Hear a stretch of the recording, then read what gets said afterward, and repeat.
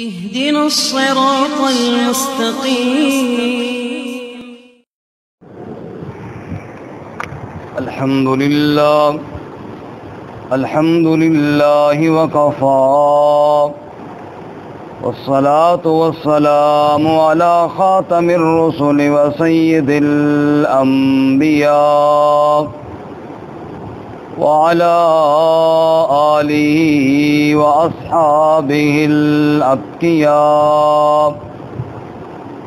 أما بعد فأعوذ بالله من الشيطان الرجيم.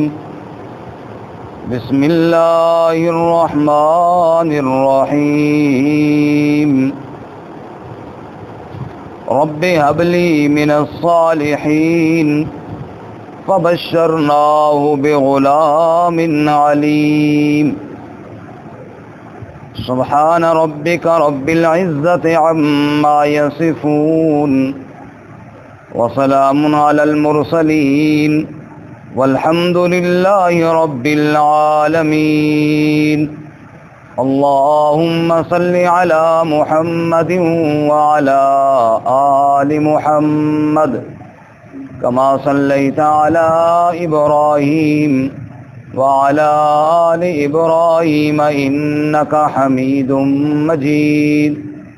اللهم بارك على محمد وعلى آل محمد كما باركت على إبراهيم وعلى آل إبراهيم إنك حميد مجيد.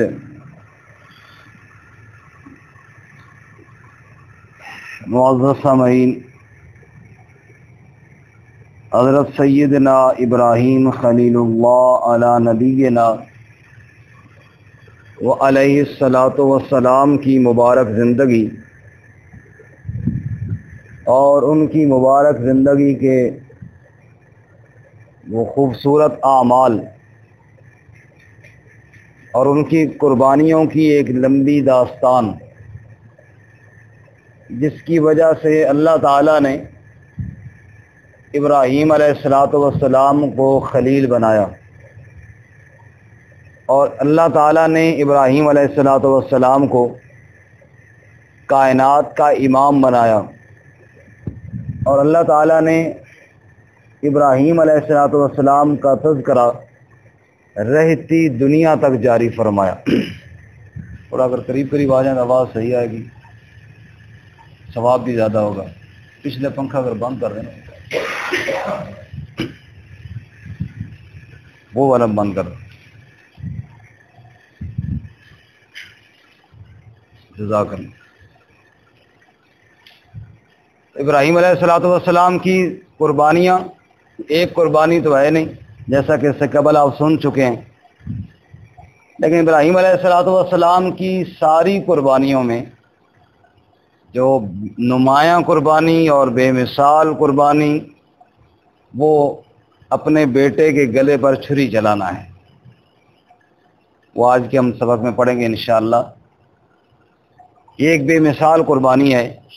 اس سے پہلے آسمان نے ایسا منظر کبھی نہ دیکھا تھا کہ باپ اپنے لخت جگر جس کو مانگتے ہوئے ایک زندگی کا طویل عرصہ گزر گیا تھا اور بڑھاپے میں جا کر اللہ تعالیٰ نے وہ نور نظر اور لخت جگر عطا فرمایا تھا، لیکن بڑھاپے میں مل جانے والا یہ بچہ جب اللہ کے نام پر قربان کرنے کا وقت آیا تو خلیل اللہ علیہ السلام نے ایک لمحے کے لیے بھی نہ سوچا بلکہ اس کے گلے پر چھری چلا دی.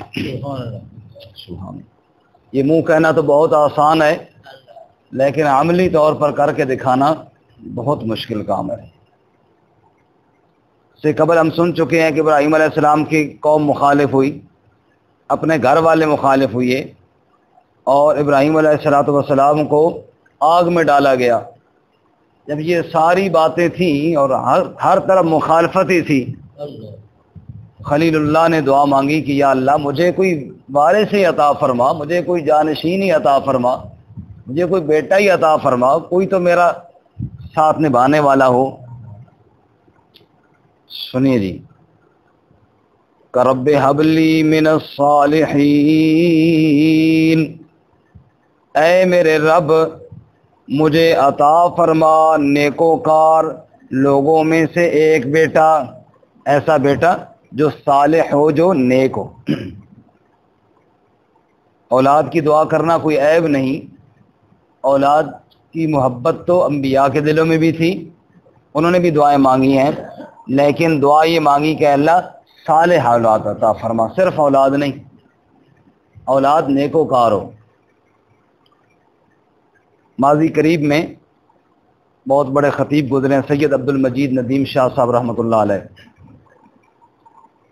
کہتے ہیں کہ ایک جگہ میں گیا تو ایک بزرگ میرے پاس جو میزبان تھے بیٹے سے بڑے تنگ تھے، کہنے لگے شاہ صاحب میرا ایک ہی بیٹا ہے، بڑے عرصے بعد ہوا، لیکن اتنا تنگ ہوں نا، اب چاہتا ہوں یا یہ نہ رہے یا میں نہ رہوں۔ تو شاہ جی کہتے ہیں میں نے کہا اتنے عرصے بعد ہوا؟ کہتے ہیں کہ جی کافی عرصے بعد، بڑھاپے میں جا ہوا۔ میں نے کہا ظاہر اولاد کی تمنا ہوتی ہے، آپ جب اپنی اولاد کے لیے دعا مانگتے تھے تو کیسے دعا مانگتے تھے؟ کہتے میں کہتا یا اللہ تو نے جنگل کے جانوروں اور درندوں کو بھی بیٹا دیا ہے، تو نے سانپ اور بچھوؤں کو بھی دیا ہے، یا اللہ تو نے ہر ایک کو دی، مجھے بھی ایک دے دے۔ شاہ جی کہتے میں نے کہا آئی صاحب یہ بنیادی آپ کی غلطی ہے، آپ نے اللہ سے سانپ بچھو مانگا ہے، درندہ مانگا ہے، صالح اور نیک اولاد نہیں مانگی۔ پہلی غلطی آپ سے بنیادی طور پہ یہ ہوئی ہے کہ آپ یہ چاہتے تھے مجھے اولاد ملے، کہیں سے ملے، جیسی کیسی ملے، حالانکہ آپ کو یہ چاہیے تھا کہ آپ کہتے یا اللہ اولاد ہو اور صالح اور نیک اولاد ہو۔ ہمارے استاد جی حضرت مولانا شیر محمد صاحب رحمۃ اللہ علیہ، ان کی بیٹیاں تھیں، بیٹا کوئی نہیں تھا، تو آپ کو پتہ ہے نا پھر اولاد کے لیے لوگ کہاں کہاں پھرتے ہیں۔ تو کسی نے کہا استاد جی فلاں عامل کے پاس جاؤ تو وہ عمل کرتا ہے تو بیٹا ہو جاتا ہے۔ استاد جی ہنس کر کہنے لگے ہاں عمل سے بیٹا لے کر آؤں تو پھر ساری زندگی بھگتا رہوں، ایسی مصیبت میں پڑ جاؤں کہ پھر میں بھگتا ہی رہوں۔ او بھائی اللہ کی مرضی، جیسے اس نے دینا ہوا تو صالح بیٹا دے گا، نہ دینا ہوا تو اسی میں عافیت ہے میرے لیے۔ تو اولاد ہو تو صالح ہو، ورنہ نہ ہو، ورنہ تو عذاب ہے۔ تو انبیاء علیہ السلام نے بھی صالح اولاد کی دعا مانگی کہ رب ہب لی من الصالحین، اے میرے رب صالحین میں سے ایک صالح مجھے بھی عطا فرما۔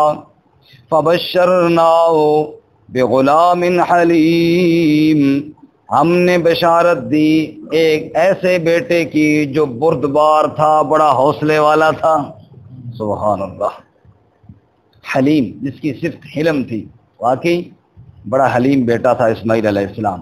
فلما بلغ معه السعی، پس جب پہنچ گیا وہ باپ کے ساتھ چلنے پھرنے کو، دوڑنے کی مدت کو پہنچ گیا، یعنی اب اس عمر کو پہنچ گیا کہ وہ بیٹا باپ کا دستے بازو بننا چاہے تو بن سکتا ہے، باپ کے کام کاج کر سکتا ہے۔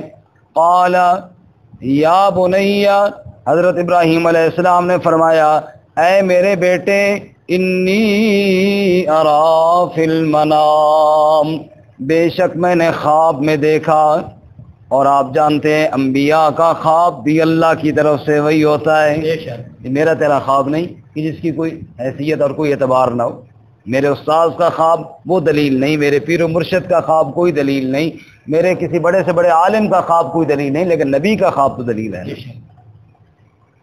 جناب رسول اللہ صلی اللہ علیہ وسلم فرماتے ہیں نبوت کی ابتدا میرے اوپر بھی سچے خوابوں سے ہوئی، جو خواب دیکھتا وہ بالکل پورا ہوتا، تو اس کے بعد پھر وہی شروع ہوئی، پہلے سچے خواب۔ تو حضرت ابراہیم علیہ السلام کو بھی خواب میں حکم ہوا۔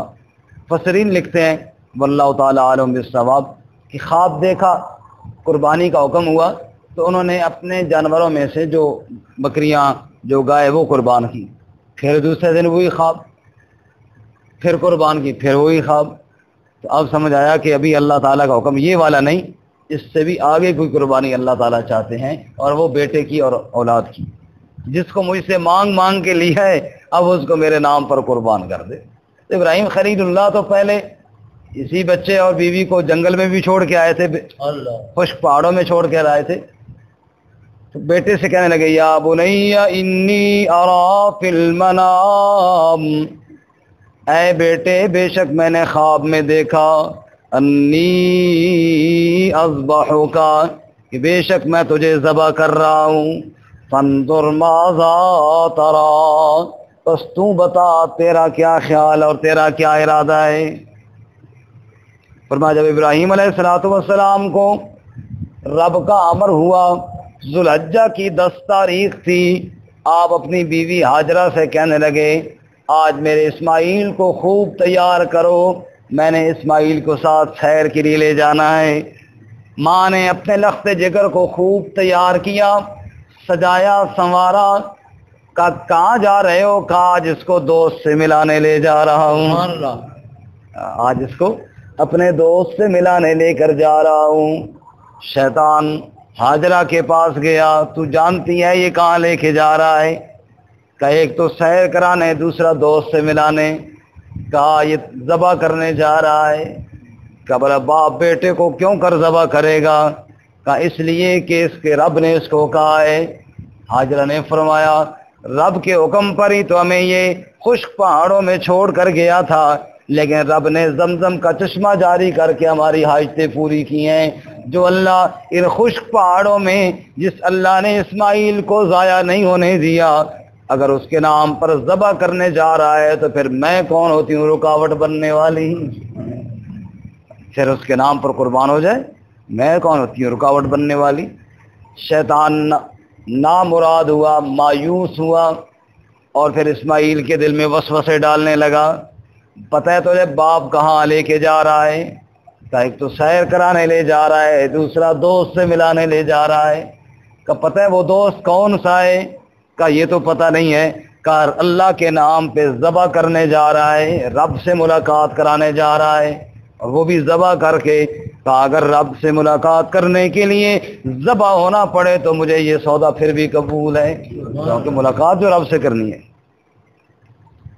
جب دیکھا کہ یہ بات بھی نہیں بنی، اب ابراہیم علیہ السلام کے پاس آیا کہ قربانی کارو، بکرے کارو، کوئی گائے کارو، کوئی اور چیز کارو، یہ کیا کر رہا ہے؟ تو ابراہیم علیہ السلام نے پتھر مارے جہاں آج بھی حاجی کنکریاں مارتے ہیں جمرات پر۔ اس مقام پر 3 بار شیطان بدبخت سامنے آیا تو حضرت نے اس کو پتھر مار کر وہاں سے بھگایا اور کہا دفع ہو جا بے ایمان، اللہ کے حکم میں تو رکاوٹ بننے آ رہا ہے۔ اس لیے وہ علماء نے فرمایا کہ شیطان کو حج پہ جو جاتے کنکری مارنا جو ہے یہ سنت ہے، بڑا پتھر مارنا، جوتا مارنا، ساتھ گالی دینا یہ سنت نہیں۔ کہ شیطان کو پتھر سر پہ نہیں لگتا، اس کو وہ عمل سر پہ پڑتا ہے۔ وہ یاد جب اس کو آتی ہے نا تو وہ ذلیل ہوتا ہے کہ کیسے یہاں پہ میں ذلیل ہوا ہوں، آج یہ بھی اسی سنت کو زندہ کرتے ہوئے مجھے ذلیل کر رہا ہے۔ وہ مولانا مکی صاحب سنا رہے تھے کہ ہم نے ایک ساتھی تھے بڑے جذباتی، ان کو منع کیا بھائی بڑا پتھر نہیں مارنا۔ وہ کہتا میں جی بڑا پتھر مارتا ہوں۔ بھائی پتھر وہ آگے تھوڑا بیٹھا ہے کہ اس کے سر پہ لگے گا اور وہ کچلا جائے گا، وہاں تو سنت پہ عمل کریں گے تو وہ ذلیل ہوگا، اس کو ذلیل کرنا مقصد ہے۔ بڑا اس کو سمجھایا لیکن اس کا دل کرتا ہے میں جناب خوب پھینٹی لگاؤں اس کی۔ اب کہتے وہ وہاں جب گیا تو وہ جمرے کے ساتھ جو جگہ بنی ہے نا وہ اس کے اوپر چڑھ گیا، جوتا اتارے تیری ایسی تیسی اس کے اوپر چڑھ کے نا تو کہنے لگے لوگوں نے سمجھا اندر سے شیطان نکل آیا ہے۔ لوگوں نے اس کی پینٹی لگائی اوپر، پتھر جو مار رہے تھے سب اس کو لگتے تھے نا اوپر جو چڑھا ہوا تھا۔ تو برق ہے حضرت ابراہیم علیہ السلام نے وہاں اس کو مارا اور وہ پھر دفع ہوا۔ اب ابراہیم علیہ السلام اسماعیل سے بات کرنے لگے، باپ بیٹا تنہائی میں۔ وہ عجیب ایک قربانی کا جذبہ ہوگا جب یوں اسماعیل اپنے اس بیٹے کو لے کر گئے ہوں گے، اور پھر عین ذبح سے پہلے باپ بیٹا کی آپس میں جو گفتگو ہوئی ہے نا اللہ نے اس کو نقل کیا ہے۔ سبحان اللہ، سبحان۔ وہ گفتگو یہ ہوئی یا بنیا، اے میرے پیارے بیٹے، انی ارا فی المنام، بے شک میں نے خواب میں دیکھا، مجھے خواب میں حکم ملا، انی اذبحک، کہ بے شک میں تجھے ذبح کر رہا ہوں، فانظر ماذا تری، پس تو بتا تیرا کیا خیال ہے، مجھے تو اللہ کی طرف سے حکم مل چکا ہے۔ اب بیٹے کا جواب سننا۔ قال، اسماعیل علیہ السلام نے کہا، یا ابت فعل ما تؤمر، اے بابا وہ کام کر گزر جس کا تجھے حکم دیا گیا ہے۔ ستجدنی انشاء اللہ من الصابرین،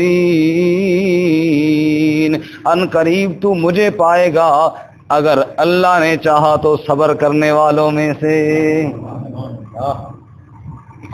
اقبال مرحوم نے کہا، یہ فیضان نظر تھا یا مکتب کی کرامت؟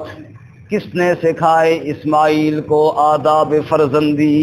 یہ کہاں سے سیکھ کر آیا؟ یہ کون سے مکتب میں پڑھ کے آیا کہ جس نے کہا کہ یا ابت افعل ما تؤمر، بابا جی جو حکم ہے وہ کر گزرو، میں انشاءاللہ صبر کر کے دکھاؤں گا۔ یہاں پہ ایک بات یہ بھی غور کیجیے، ستجدنی من الصابرین، آپ مجھے صبر کرنے والوں میں سے پائیں گے۔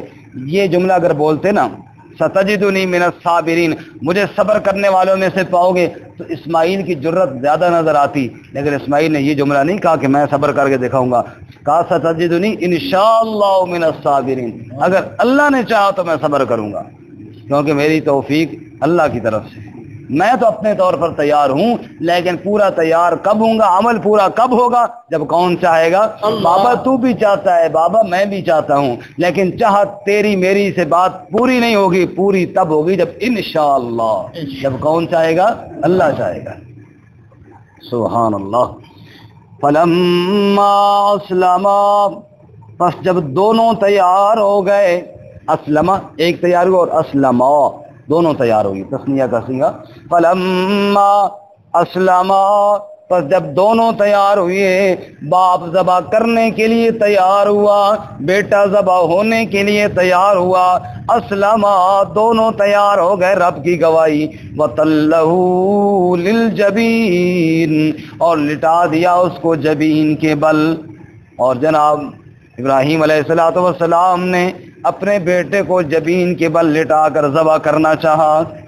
اللہ تعالیٰ فرماتے ہیں وَنَادَيْنَاهُ، پھر ہم نے بلایا اس کو، ہم نے آواز دی، اَيَّا ابراہیم، کہ اے ابراہیم، قد صدقت الرؤیا، یقیناً تو نے سچ کر دیا خواب کو، ہم نے تو خواب کے اندر تجھے حکم دیا تھا، لیکن اے ابراہیم تو اس حکم کے اندر پورا ثابت ہو گیا، پورا اتر پڑا۔ انا کذالک نجزی المحسنین، ہم اسی طرح جزا دیتے ہیں نیکی کرنے والوں کو۔ ان ھذا لہو البلاء المبین، بے شک یہ بہت بڑی آزمائش تھی، میں اللہ خود اقرار کر رہا ہوں، یہ کوئی آزمائش چھوٹی آزمائش نہ تھی، بلاء المبین، بہت واضح آزمائش تھی، بہت بڑی آزمائش تھی۔ وَفَدَيْنَاهُ بِذِبْحٍ عَظِيمٍ، اور ہم نے اسماعیل کا بدلہ دے دیا ایک ذبح کے ساتھ، ہم نے دمبا اور مینڈا بھیجا، جبرائیل جلدی چل یہ لے جا اور وہاں پہنچا دے جہاں میرا خلیل چھری چلا رہا ہے، وہاں اسماعیل کو نیچے سے ہٹا کے یہ دمبا اور مینڈا وہاں پر رکھ دے، چھری چلے تو صحیح لیکن اسماعیل کی گردن پر نہیں، دمبے کی گردن پر چل گئی۔ وَفَدَيْنَاهُ بِذِبْحٍ عَظِيمٍ، ہم نے بڑے ذبح کے ساتھ بدلہ دے دیا۔ توجہ کرنا، اصحاب رسول نے پوچھا یا رسول اللہ یہ قربانی کیا چیز ہے؟ قال سنت ابیکم ابراہیم، کہا تمہارے بابا ابراہیم کی سنت ہے۔ ما لنا فیہا یا رسول اللہ، یا رسول اللہ ہمارے لیے کیا ہے قربانی میں؟ قال بکل شارۃ منہا حسنہ، قربانی کے جانور کے ہر بال کے بدلے میں اللہ تجھے نیکیاں عطا فرمائیں گے، صرف جانور کے بدلے میں نہیں، ہر بال کے بدلے میں۔ قالوا فالصوف یا رسول اللہ، اون کا کیا حکم ہے یا رسول اللہ؟ قال بكل شعرة من الصوف حسنہ، اس اون کے ہر بال کے بدلے میں بھی نیکی ہے۔ سوال پیدا ہوتا ہے اتنی نیکیاں کیوں؟ بال کے بدلے، پورے جانور کے بدلے نہیں، بال کے بدلے نیکیاں کیوں ہے؟ سوال پیدا ہوتا ہے، جواب وفدیناہ بذبح عظیم، یہ ذبح اسماعیل کے بدلے میں آ رہی ہے. تم نہیں جانتے یہ ذبح جو آ رہی ہے نا یہ کس کے بدلے میں آئی؟ وَفَدَيْنَاهُ بِذِبْحٍ عَظِيمٍ. یہ تو دیکھو نا یہ کس کے بدلے میں آ رہی ہے؟ یہ ننھے اسماعیل کے بدلے میں آ رہی ہے, یہ ابراہیم کی قربانی کے بدلے میں آ رہی ہے. اس لیے اس کو اتنی شان ملی, اس لیے اس کو اتنی عظمت ملی کہ بدلہ جو اسماعیل کا ہو رہا ہے. بدلہ کس کا ہو رہا ہے جی؟ اسماعیل علیہ السلام کا. سبحان اللہ. وَتَرَكْنَا عَلَيْهِ فِي الْآخِرِينَ. اب وہ یہاں پہ کچھ اور باتیں بڑی مشہور ہیں. یوں پٹی باندھی, پھر یوں چھری چلائی, پھر پتھر پہ ماری, پھر پتھر کے ٹکڑے ہوئے, پھر تیز کیا, پھر نوک سے مارا. یہ مرچ مثال ہے سارا. قرآن حدیث میں اس کا ذکر نہیں, ذرا واقعہ کرارا بن جاتا ہے نا. برق ہے, یہ تھوڑی بات ہے کہ بیٹے کو لٹایا, چھری چلائی اور پھر ذبح کرنے کے لیے تیار ہوئی ہے. یہ کوئی تھوڑی بات ہے. یہاں پہ ایک اور بات, جو سوئے وہ بھی جاگ جائیں تاکہ جواب صحیح ہے, کہیں ایسا نہ ہو نیند میں جواب ہی غلط ہو جائے. وہ ہمارے نانا جی والی بات ہے. مجاہد نے کہا تھا بابا جی کشمیر چلو, آپ نے ہتھا نہ کوئی کافر مار دو. بابا جی فرمایا پترا میری نظر بڑی کمزور ہے, کوئی مسلمان نہ رگڑا جائے میرے کو, میرے ہاتھوں کوئی مسلمان نہ رگڑا جائے, اس واسطے جاگ جاؤ تاکہ کوئی جواب غلط نہ ہو جائے. ابراہیم علیہ السلام کو پہلے سے پتہ تھا نا کہ بیٹا ذبح نہیں ہوگا؟ سارے بولیں جی میں چھری رکھوں گا دمبا آ جائے گا, اسماعیل تو بچ جائے گا. پتہ تھا نا سارا؟ اگر پتہ ہوتا تو پھر قربانی ہوتی, پھر تو قربانی نہ تھی نا. پھر کون سی قربانی ہے؟ اگر مجھے بھی پتہ ہو کہ جناب مفت میں دمبا بھی مل جائے گا, صرف بیٹے کو لٹانا ہے, چھری رکھنی ہے, دمبا مفت میں مل جائے گا, تو ہم بھی تیار ہو جائیں. اگر یہ بات پتہ ہو تو. پتہ نہیں تھا. نہ ابراہیم علیہ السلام کو پتا تھا کہ بیٹا بچے گا, نہ اسماعیل علیہ السلام کو پتا تھا کہ میں بچوں گا, نہ حضرت ہاجرہ کو پتا تھا کہ میرا بچہ بچ جائے گا. یہ تو سارے ذبح کرنے کے لیے تیار تھے. ابراہیم علیہ السلام اس بات سے بالکل بے خبر تھے کہ جنت سے دمبا آئے گا اور وہ کٹے گا. وہ تو اس کے لیے تیار تھے کہ آج اسماعیل کٹے گا, اور اسماعیل علیہ السلام کو بھی یہ پتہ نہیں تھا کہ دمبا آئے گا اور وہ کٹے گا. وہ بھی تیار تھے کہ میں کٹوں گا, اور دونوں کاٹنے اور کٹنے کے لیے تیار تھے. اللہ تعالیٰ نے دمبا بھیجا. معلوم ہوا عالم الغیب کس کی ذات ہے؟ اللہ تعالیٰ کی ذات غیب جانتا ہے. وہ بتائے تو پتہ چلتا ہے, نہ بتائے تو پتہ کوئی نہیں چلتا. یہ ہمارے ہاں جو فلمیں اور ڈرامے بناتے ہیں وہاں پہ کسی کو بعض دفعہ گولی بھی مارتے ہیں, قتل بھی بندہ ہو جاتا ہے, لیکن یہ سارا کوئی ڈرامہ ہوتا ہے نا, سچ مچ کا تو نہیں ہوتا. اب وہ آخری قسط میں گولی لگنی ہوتی ہے, لیکن پتہ ان کو پہلی قسط میں ہوتا ہے, کیونکہ وہ کیا ہوتا ہے, ڈرامہ ہوتا ہے, وہ سچ مچ کا نہیں ہوتا. پتہ اس کو پہلے ہوتا ہے کہ فلاں فلاں نے مر جانا ہے, لیکن وہ مرتے کوئی نہیں ہے, وہ تو ایک شغل ہوتا ہے. یہاں پر شغل نعوذ باللہ نہیں تھا, یہاں پر تو سچ مچ کا عمل تھا, اور ایک بہت بڑی قربانی تھی جس کی یاد آج بھی تازہ ہے. اور یہ قربانی بنتی تب ہے جب عقیدہ یہ رکھنا پڑے کہ عالم الغیب نبی نہیں, عالم الغیب اللہ کی ذات. عالم الغیب کس کی ذات ہے؟ اللہ تعالیٰ کی ذات. اچھا جی, فرماتے ہیں وَفَدَيْنَاهُ بِذِبْحٍ عَظِيمٍ. ہم نے بدلے میں بہت بڑی ذبح پیش کر دی, کیونکہ بدلہ جو اسماعیل کا تھا. وَتَرَكْنَا عَلَيْهِ فِي الْآخِرِينَ. اور ہم نے ابراہیم کا تذکرہ پچھلے لوگوں میں جاری کر دیا, آج بھی جاری ہے نا. ہم نے تذکرہ جاری کر دیا فی الآخرین, پچھلے لوگوں میں. باہر جاؤ نا, آپ کو منڈی میں رش دکھائی دے گا, اور جناب روڈ پہ بھی آپ کو, ہمارے ہاں کتنی بڑی منڈی لگی ہے, راستہ نہیں ملے گا. یہ تذکرہ سارا ابراہیم خلیل اللہ کا ہے. یہ کس کا تذکرہ ہے بولو؟ ابراہیم خلیل اللہ کا. جہاں بھی منڈی میں رش دیکھو, جہاں بھی جانور بکتے اور کٹتے دیکھو, کہو یہ تذکرہ خلیل اللہ کا جاری ہے. وَتَرَكْنَا عَلَيْهِ فِي الْآخِرِينَ. تذکرہ خلیل اللہ کا جاری ہے. اللہ فرماتے سلام علی ابراہیم, ابراہیم پر میرے سلام ہوں, جس نے میرے نام پر لخت جگر کو قربان کرنے کے لیے تیار کر دیا. سلام علی ابراہیم, ابراہیم پر میرے سلام. کذالک نجزی المحسنین, اس سے پہلے گزر گیا نا, انا کذالک نجزی المحسنین. یہاں دوبارہ آ رہا ہے کذالک نجزی المحسنین. ہم اسی طرح نیکوکاروں کو بدلہ دیتے ہیں. یعنی جو احسان کرنے والے ہوں ہم ان کی قربانیوں کو یوں ہی قبول کرتے ہیں. جو اخلاص کے ساتھ میرے نام پر قربانی کرے اس کی قربانی یوں ہی قبول ہوتی ہے. انہو من عبادنا المؤمنین، یہ میرے ایمان والے بندوں میں سے ایک بندہ تھا ابراہیم جس نے ایمان کو یوں کمال تک پہنچایا کہ میرے نام پر قربانی کرنے کے لیے تیار ہوا. اللہ تعالیٰ ہمیں بھی عمل کی توفیق عطا فرمائے.